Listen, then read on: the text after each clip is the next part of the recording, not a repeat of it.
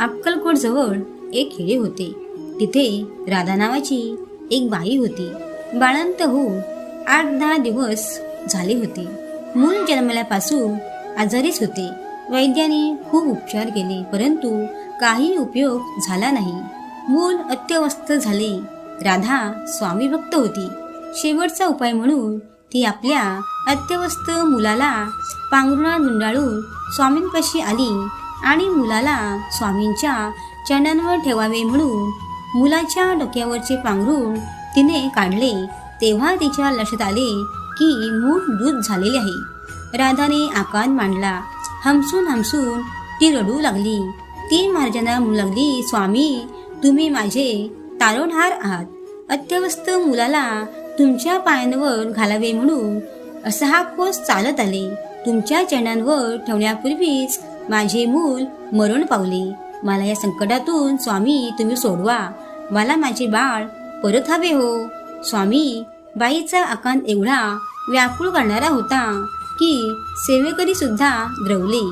स्वामींना राधेची करुणा आली. स्वामींनी बाळाला हातात घेतले, मुलाचे पाय धरले आणि एका विलक्षण वेगाने स्वामी बाळाला गरागरा फिरवू लागले.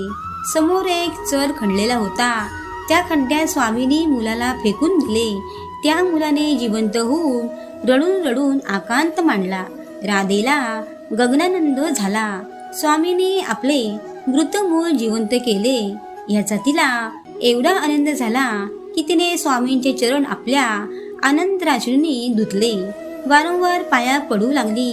म्हणू लागली, स्वामी, तुमची मजवर कृपा झाली. मी निराधार आहे. मुलाचे वडील याच्या जन्माच्या अगोदर 1 महिना गेले. मला वैधव्य आले.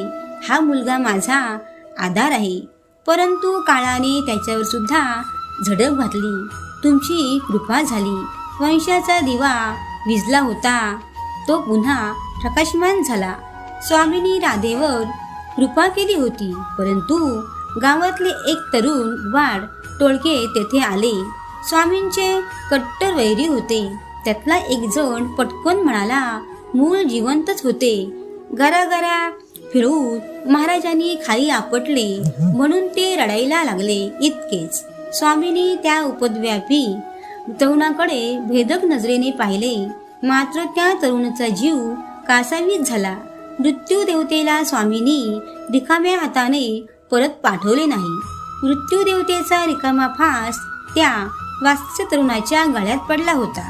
तर माझ्या प्राणप्रिय स्वामी भक्तांनो, भगवंताला साक्षीला ठेवून आपण प्रत्येक श्वास घेतला तर नामस्मरणाला चंदन सुगंध सुटतो. याचा सोपा अर्थ असा आहे की आपण करीत असलेल्या प्रत्येक कामात भगवंताला साक्ष ठेवून गर्क झाले की फलाशा संपते आणि केलेले प्रत्येक कर्म उत्तम होते. भगवंत घरी येणार आहे म्हणून तुम्ही साधा केर काढलात तर जमीनच म्हणू लागते की आज किती छान वाटते आहे. याचा अर्थ असा आहे की परमेश्वराच्या चरणांना केर लागू नये म्हणून जेव्हा केर काढला जातो तेव्हा प्रत्येकाचे पाय समाधान पावतात. श्री स्वामी समर्थ.